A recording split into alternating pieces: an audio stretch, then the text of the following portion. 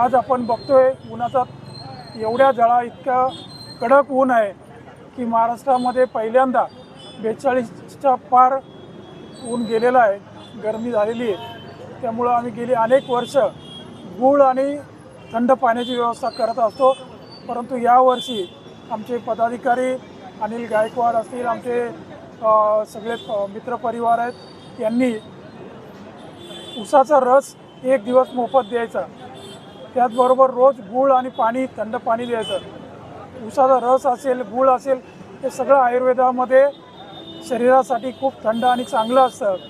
त्या उन्हामध्ये लोकांची ताण भागवणं, स्टेशनला आलेल्या लोकांना, रेल्वेने जाणारे असतील, कामकाजासाठी आलेले लोक असतील, त्यांना त्या थंड पाण्याने त्यांचा एक मनाला शांती मिळते आणि म्हणून आम्ही हा कार्यक्रम गेली अनेक वर्ष करतोय।